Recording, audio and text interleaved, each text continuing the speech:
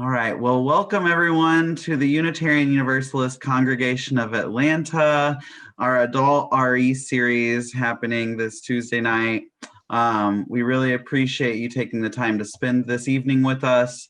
I'm gonna go ahead and light our chalice, which if you don't have Worship Web, oh, I have a background. Okay, we'll put it right here. It's a great app on your phone. So you just go like this, and you light the chalice.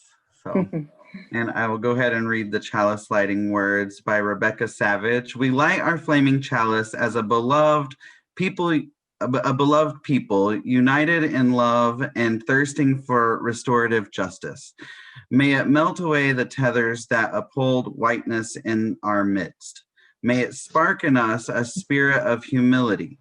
May it ignite in us radical love that transforms our energy into purposeful action.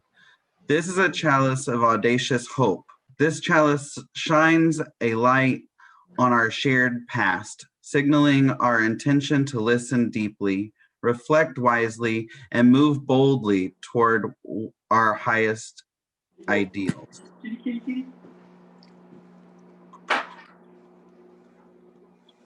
So, in the late summer, the adult religious education team put together a task team that represented the UUCA community and asked them to propose a curriculum that will address issues of racism and anti-racism, including related issues in social justice and public health. The result of this work is a 5-part series titled, So You Want to Talk About Race? Tonight's class is the second in that series, where we will dive into the terminology and definitions around racism and being anti-racist. Last week we covered race as a, oh my goodness, my mind's going blank. Race as a construct. Am I saying that right?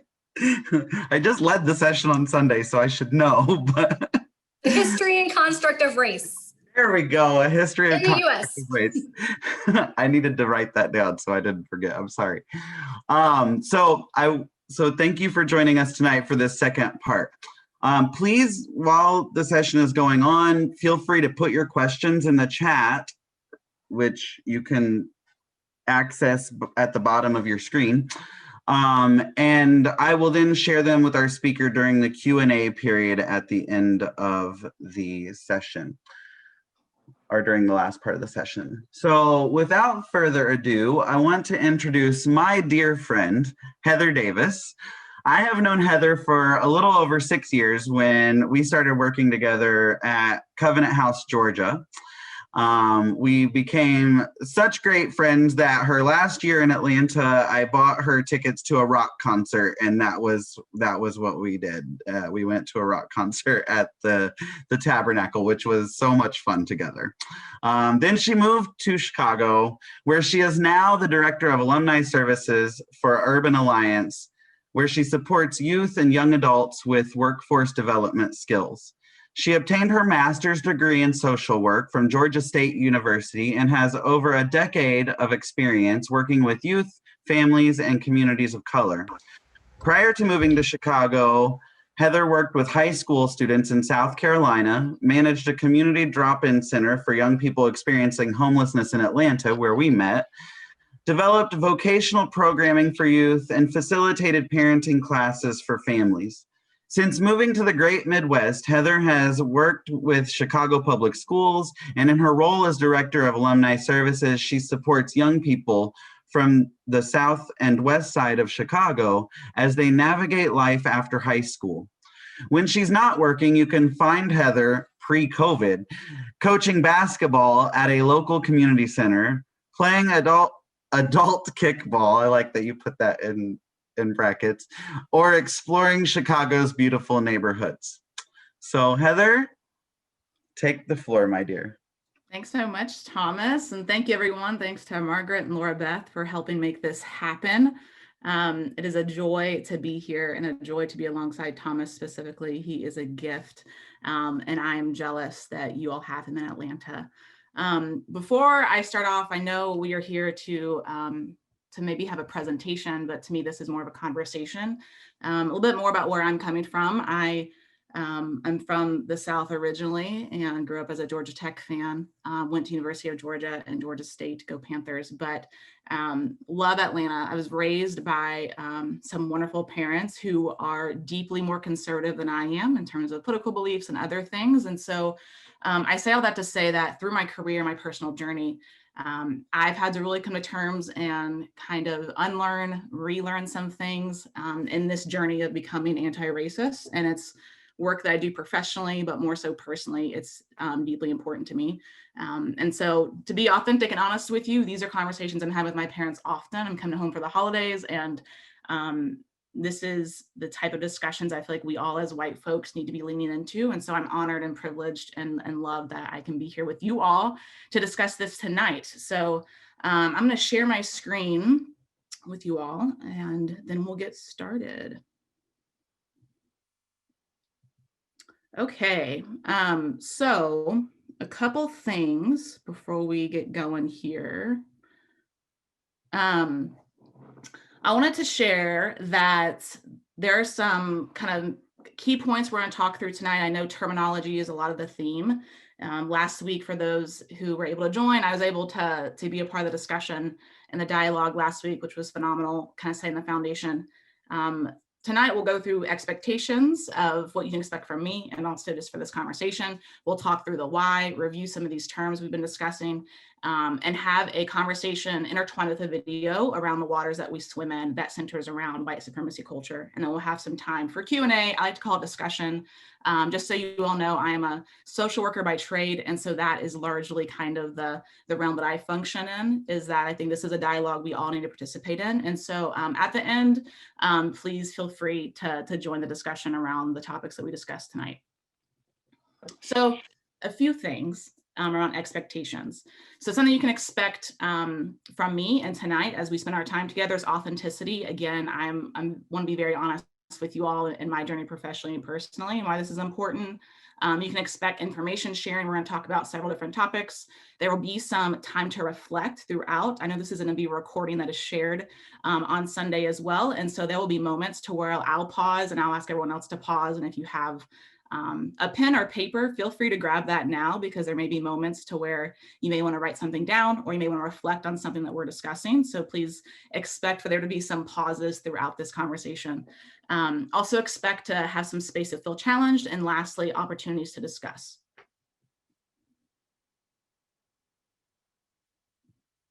Okay, so I want to start with this. We all have a why as to why we showed up this evening. We have a why as to why we think it's important to even discuss anti-racist work and the journey that is. And so I want to use this moment to pause for a second. You don't need to share out loud, but if you have a pen or if you just want to reflect internally, that's fine. But I want us all to take just 20 or 30 seconds to write down mentally or physically, kind of jot down in our minds, what is your why? What's compelled you to show up tonight to this conversation, and what compels you to be interested in the work of anti-racism? So we're going to take just 20 or 30 seconds of silence. I'll let everyone kind of jot down their thoughts, and we will be revisiting this in our discussion.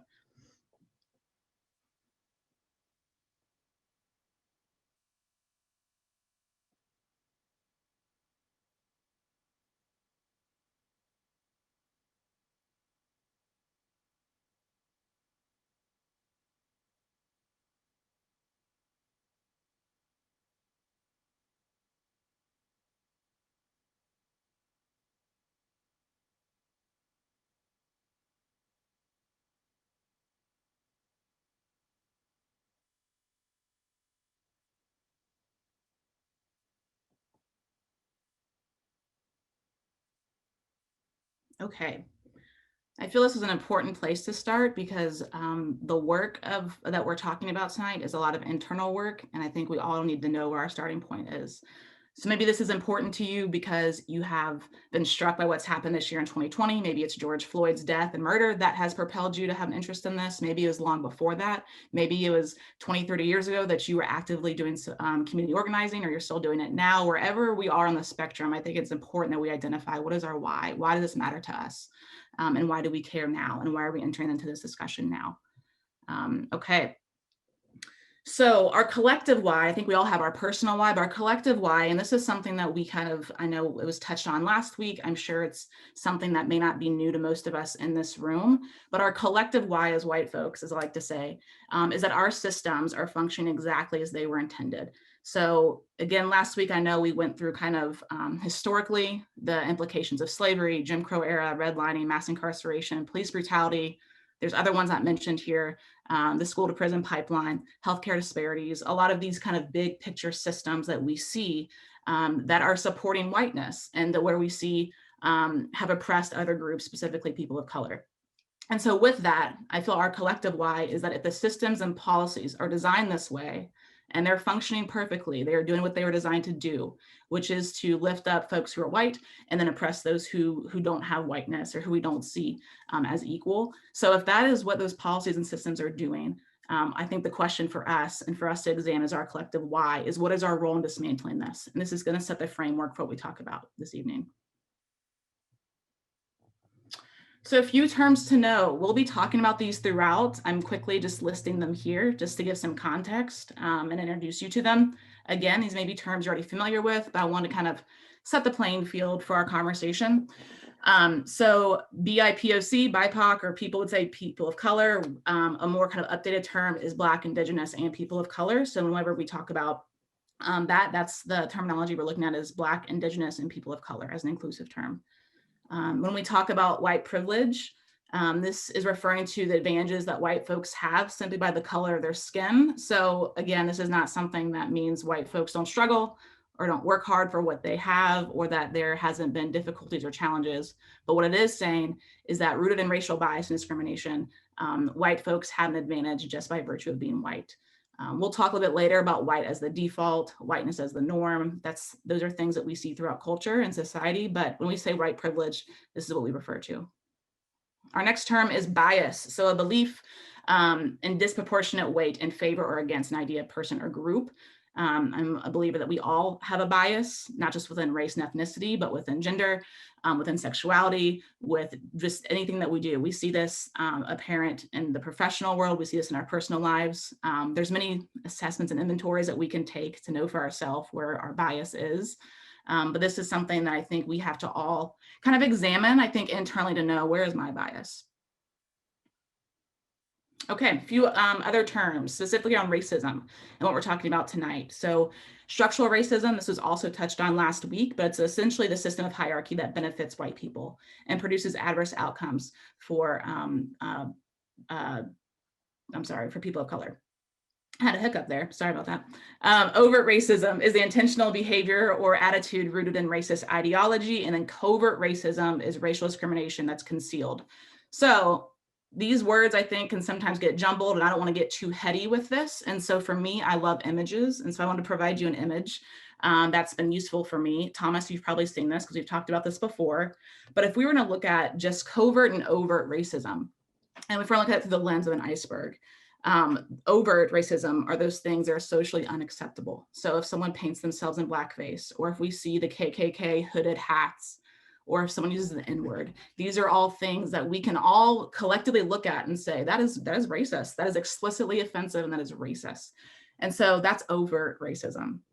Now, if we look under the surface, these are things that are kind of more socially acceptable. We would say, well, it's just your opinion, or we would say that it's your belief, or it's your right to believe that all lives matter, or I don't see color.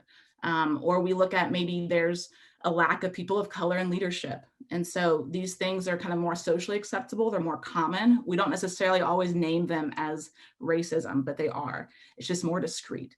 White silence is a big one as well. So I think traditionally we have thought, well, I'm not wearing the hood, right? I'm not going to the rallies. I'm not part of the Klan.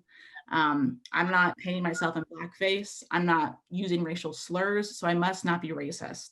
And this challenges that. And that is kind of the work that we have to do as white folks, is to challenge ourselves and say, this is white silence, which means I'm complicit with what's going on. So to me, I'm a visual person. We're gonna have several visuals throughout this. But for me, the iceberg is a useful tool when thinking about what is overt racism and then what is covert racism. Okay, so there's a brief video that I feel uses an analogy that I think is really useful. So I'm going to play it in just a moment here. It's a video by a artist. His name, he goes by Propaganda, but he does spoken word, poetry, all types of things. And I think he explains white supremacy culture and a culture of whiteness in a way that is digestible and has been useful for me as I'm thinking about this. And so if you are someone who has a pen or a paper, or if you just want to be taking notes, feel free. If there's certain things that strike you or certain things that you want to write down so that in our discussion later on you can bring up. So feel free to do that. I'm going to share this video and make sure you guys can hear it. So give me 1 second. Okay.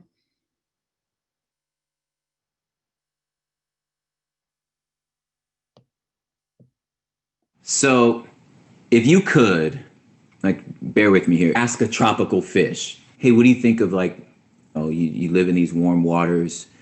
What do you think of, like, the Arctic waters of the deep? And what do you think of dark, deep waters? If he could respond, I think the fish's respond would be, what's water?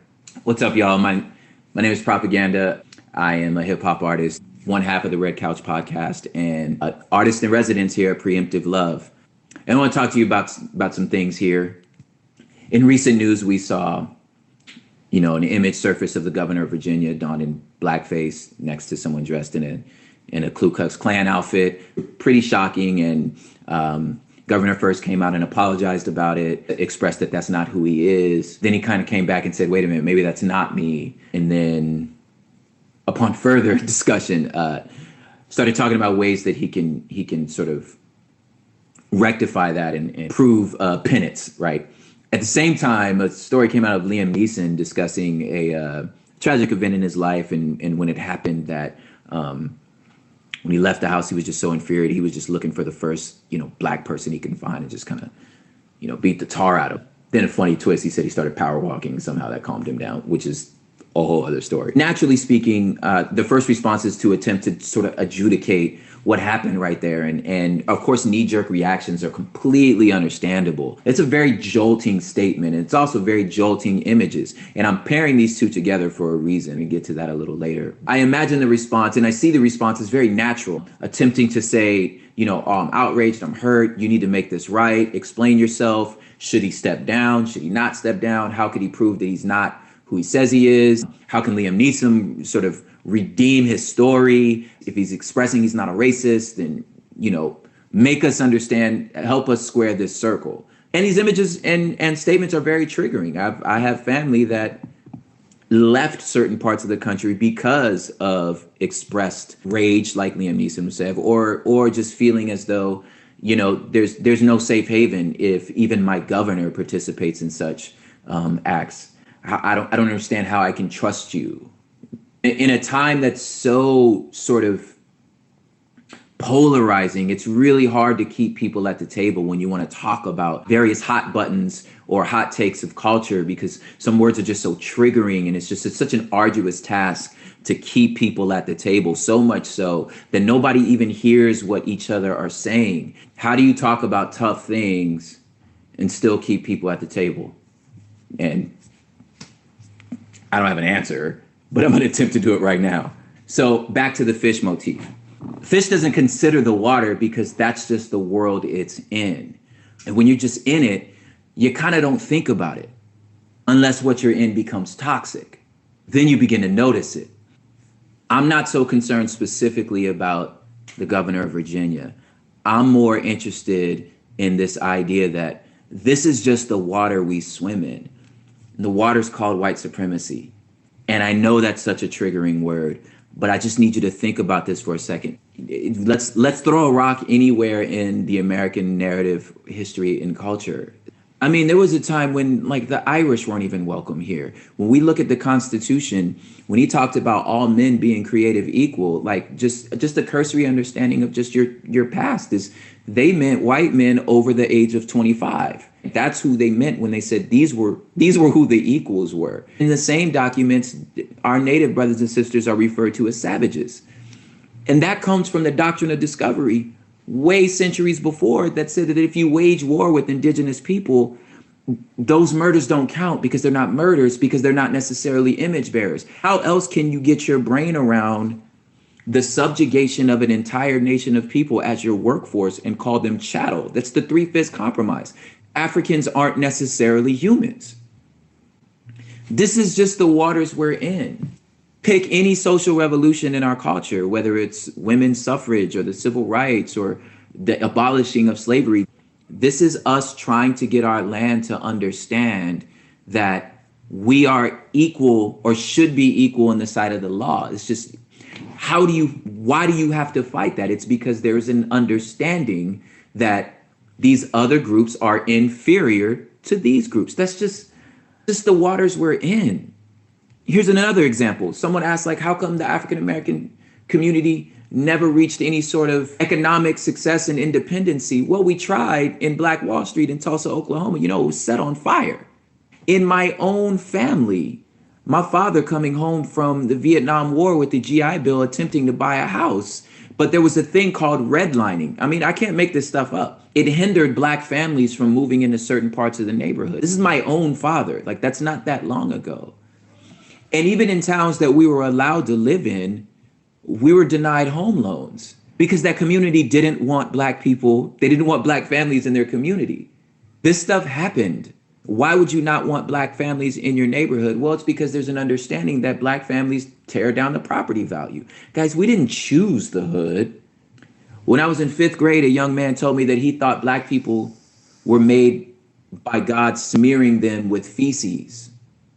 And I'm supposed to just take this as a joke. And when my parents took it to the principals, they were saying, well, that's just kids being kids, which made me understand, oh, I'm not safe here. Bullying towards me doesn't matter. The Me Too movement is our queens of our culture trying to tell us there's something in the water that's not right. There's something you're not noticing. We are swimming in the same ocean, and there's something you're not noticing about this water. At some point, we have to stop and say, maybe there is something wrong with the water. And inside of these oceans are icebergs. And if you know anything about an iceberg, you know that what's on top of the water pales in comparison to the size of what's under the water. And all of us can agree when we see things on top of the water, i.e., somebody donned in a Klan's uniform, somebody taking a picture in blackface, that's a problem. But what's hard for us to get to is understanding how a person got to that moment. And how those things got there are things that were just a joke. Different side comments, different moments, different microaggressions that if the water is toxic to you, then it's not hard for you to connect the idea that this iceberg is in fact just the tip of the iceberg. There's more happening here. There's something in the water. So I'm not so concerned about lopping off the top of the iceberg. I'm more concerned about the toxicity of the water.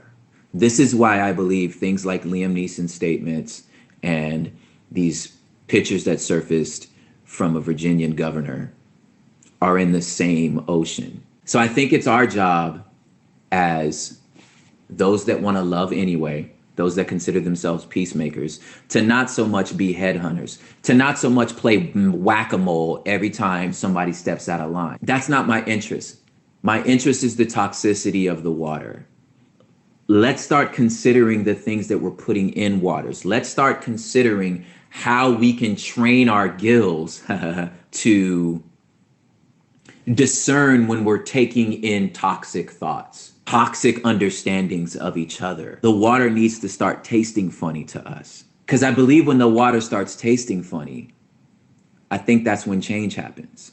Should this man go find 40 Black pastors and repent to them? Hey, if every person who struggled with institutional racism or have had some sort of racist thought had to knock on my door here and repent to me, I'd never get anything done. If we were to go through all of our US government and find everyone who has committed some sort of questionable racist, sexist, or misogynistic act, I don't know who would be left in office. I don't say this as an excuse for their actions, but as evidence of the ocean.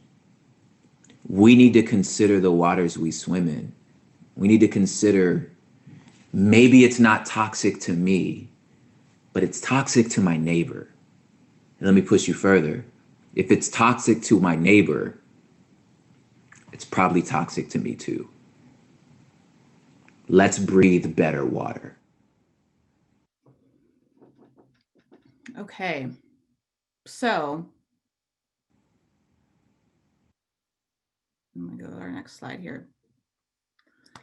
So that was a lot. And I think for me, I need analogies, I need visuals. And so this had me thinking about if what he is saying is true, and we know that history tells us it is, current events tell us that it is, and specifically the two situations that he was speaking to, really quickly, just to kind of to speak to that, because I don't know if everyone's familiar with that. I wasn't familiar with the Liam Neeson situation, but the two comparisons he was using, and this was I think last year, 2019, was the Virginia governor who had those controversial pictures. Then Liam Neeson, apparently the actor, he in an interview last year apparently mentioned that he had a friend, a woman who was raped, and he was expressing his anger about that situation in an interview.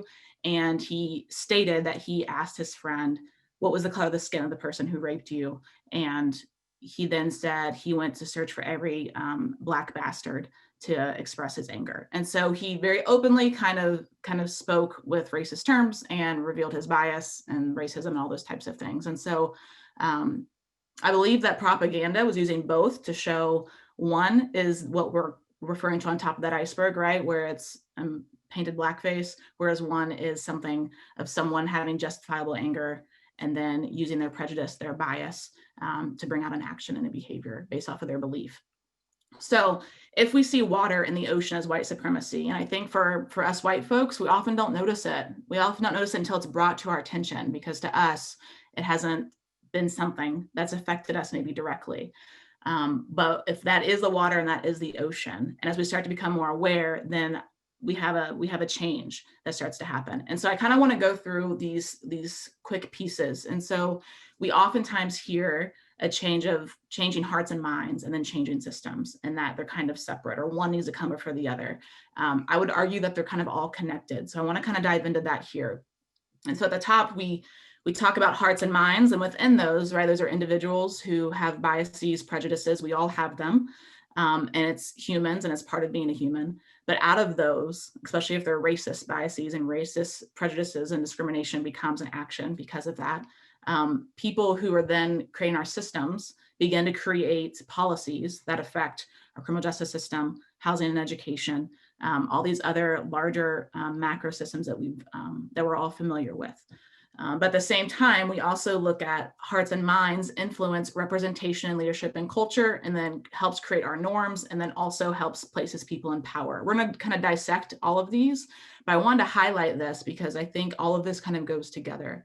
If the ocean is filled with white supremacy, then we start to see a trend, and we'll start to notice, as it was said in the video, that the water may taste funny. And I think this is part of what we have to start doing, is noticing, where do I feel like it's tasting funny, and what can I do about this? Instead of just saying, oh, I didn't know it tasted funny.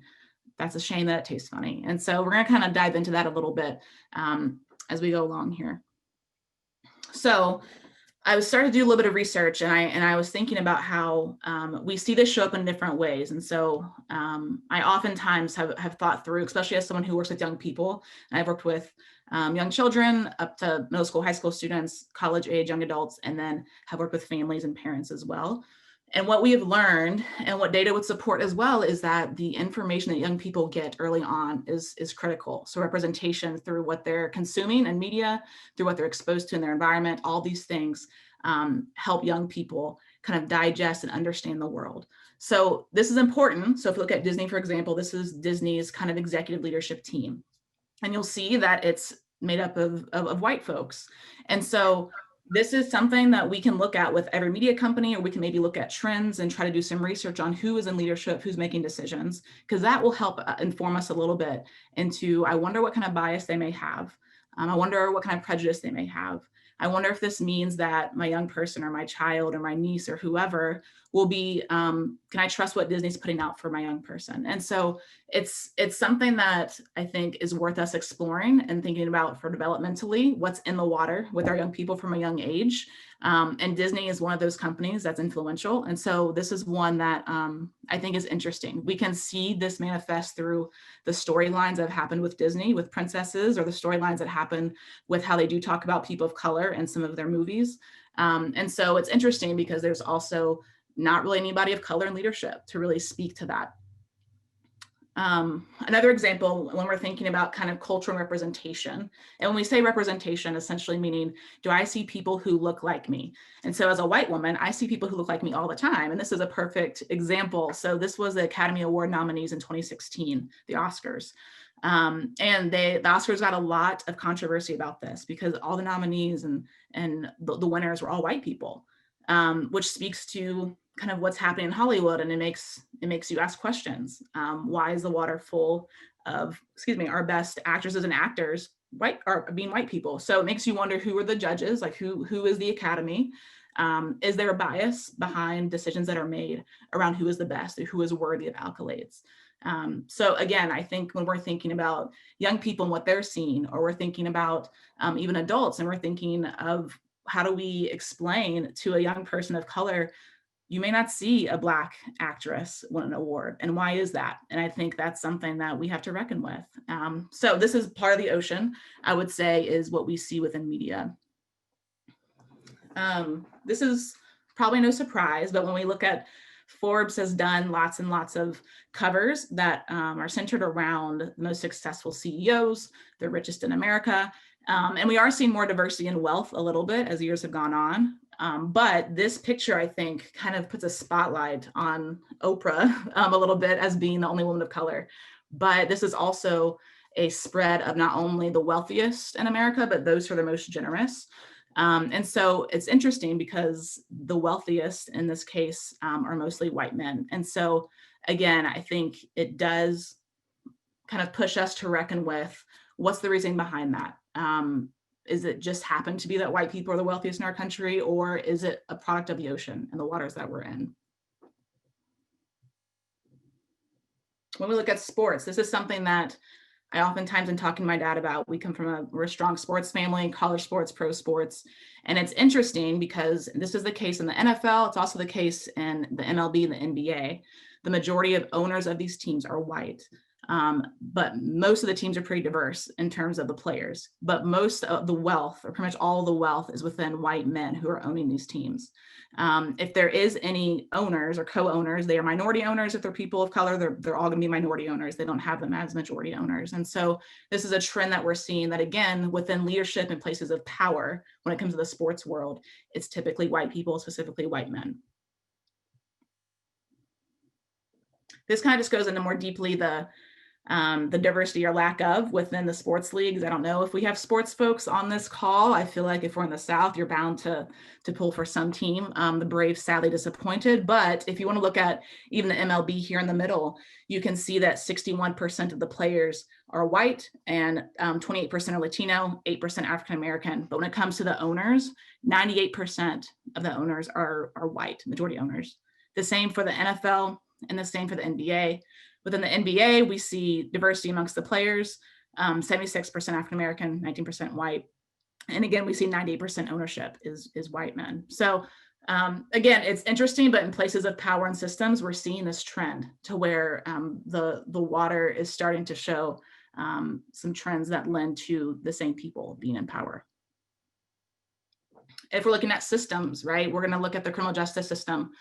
There's tons of data on this. I didn't want to spend as much of our time talking about data specifically, but we've seen the bias that is evident through policing. We've seen how it's up to the discretion. Many policies, even around policing, are up to the discretion of when they feel they need to use force. And so you can imagine that if a police officer has a certain bias, then they automatically will assume certain things. If you are a white man, a Black man, a Latino man, a young white woman, there's a different kind of standard that's used based off of which police officer you encounter. And so that's kind of on the individual level, but we see that manifested through the larger system right here when we look at likelihood of imprisonment. We can see that Black men have a 1 in 3 chance in their lifetime of being in prison, When it comes to white men, it's 1 in 17. And so, and this is an outdated graphic, is from 2003. And so the numbers are even going to be starkly different looking at 2020 when that data is released. So again, I think this illustrates both kind of the macro level individual bias, but then also how the system supports that. This is no surprise to us, but again, when we think about places of power and systems, we see a trend here with our presidents, and then next with Congress, which I think is interesting. I think we're moving in the right direction with Congress, slowly in some areas, extra slowly in other areas. But you'll see with this graph, all the purple dots represent white folks who are in the Senate and the House. And it's the majority. And so I think it's interesting that as we are getting more diverse, I would say politically, but it's a lot of, right, what are your assets? Who do you have in power? How expensive is your campaign? And if all that wealth is held within a certain group, it makes it very difficult for multiple perspectives, multiple backgrounds, and for Black, Indigenous, and people of color to be represented there, because there's certain requirements to even be politically active. And so, especially when we're thinking about the House, if these are representatives who should be representing the people in their community, I think we're in a dangerous place if it starts to always just go to the politician with the most money. But that's essentially where I know we are at as a country. So again, when we're thinking about power, I know we've talked through who are our coaches, who are our owners of our teams, who's making executive decisions, but also when it comes to our government, who's helping make our policies. This also is part of the ocean. So I want to touch too on technology. So this is something that I've been learning more and more about, is the bias and the norms that exist within our technology. And so if you're an iPhone user, Android user, or just familiar with facial recognition, there was a lot of kind of controversy and some issues when Apple first rolled out their facial recognition security on the phones, because it was not detecting darker skin tones, because it was created through the norm and through the lens of white default. And so if you had fair skin, it would pick up your skin immediately, it'd pick up your face. But if you did not, you had to repeatedly try to get that phone to scan your face, only to find that it wouldn't recognize you, because that's not the default, that's not the norm. And the creator of our technology is going to be, the bias will come out through how our artificial intelligence works. And so there's lots of examples of that exist. I think that is one we see often. There's other examples that you can find that we could spend a whole hour on, but that is one within technology that I think we oftentimes overlook. When we think about algorithms, all those types of things, they're created by someone. And so it's something that when we think about bias, it does kind of impede every aspect of our life, even technology. Okay, so again, I wanted to come back to this. We talked through hearts and minds and how that is the hearts and minds of individuals, and it's individuals who are helping create our culture, create our norms. They're decision makers. It's humans who become wealthy, who then weigh in on who gets elected, and who are then decision makers for our systems. And so all of these things are connected. And I think what is important for us as we're thinking about the waters that we're swimming in is that the first step, or one of the many steps as we're working towards being anti-racist, is being aware of how is all of this staying afloat because of white supremacy. And so what I would like for us to do is spend 2 or 3 minutes. We're going to pause again because I think it's important, and this is a lot of information. I'm going to keep this up on the screen. But to reflect, I would love for us to discuss later on in this conversation, but I would like for us to first reflect on, does the water taste funny to me yet? And so maybe this is the first time you're hearing some of this information, or maybe you've been very aware and this is kind of just a review for you. But I'm curious to know, and I would love for us to spend some time reflecting internally or writing things down. Does the water taste funny to me yet? And if so, when and how did we start to notice? So that's the first piece. And then the second that we'll talk about later on, but I'd also love for you to kind of ask yourself is, how does white supremacy and how does this ocean that we swim in, how does it directly benefit me as a white person? So I'm going to pause. I'm going to keep this up, and we're going to spend just 2 or 3 minutes kind of being silent, reflecting on this.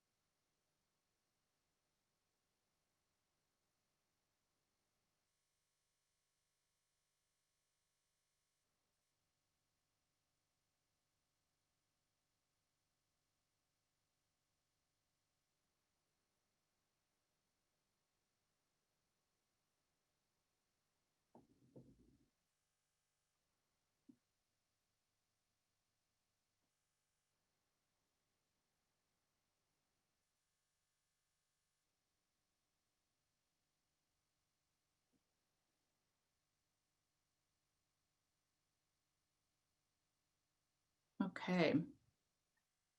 So we're going to discuss a little bit of this towards the end, but I want to make sure we have time to pause and think through this.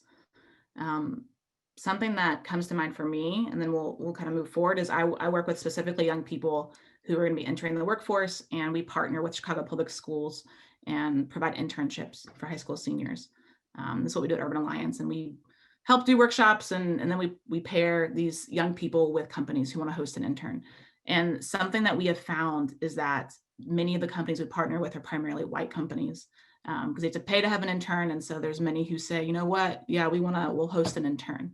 But that company doesn't necessarily have experience or have representation of anyone in leadership who would even give the impression to a young person who's 17 or 18 that, wow, like I could be an attorney at this firm, or I could be in leadership here, because there's no representation. It's mostly white men, and there may be some white women there as well in supporting roles, which also sends another message around gender. But more often than not, there's no people of color or Black, Indigenous people of color in positions of power. And that alone sends a message to our young people. And we oftentimes will have conversations to where they'll say, you know, in their first week, they'll say, hey, notice there's no one who looks like me. And that does something to a young person. And I think it does something even when we're in our 30s, 40s, 50s, 60s, and whatever age, is we all can identify with that feeling of I don't belong. And so that's important when I'm thinking about representation. That comes to mind for me a lot, is the young people I work for, but I work with, but I also think it's something that's a feeling we can all identify with in different ways, that feeling of maybe this isn't for me. And that can be devastating, I think, as we see that we have young people trying to navigate the world and figure out where their place is in the world. So that's what I think of as I was thinking about the water tasting funny, is when I continuously see corporations and businesses with resources and opportunities, but they don't seem to be employing people of color. So I want to hear you all's opinions on this as well, and we'll get to that in just a moment. So we're going to kind of move forward here. And so what is next? What is the response of, I know the water tastes funny, I'm seeing the trend of white supremacy is upheld through all these different systems, through the hearts and minds of those who are in the systems. So what is the response to that? And if our response, and if we choose that I'm going to be in support of being anti-racist, I think we have to really kind of break down what that means.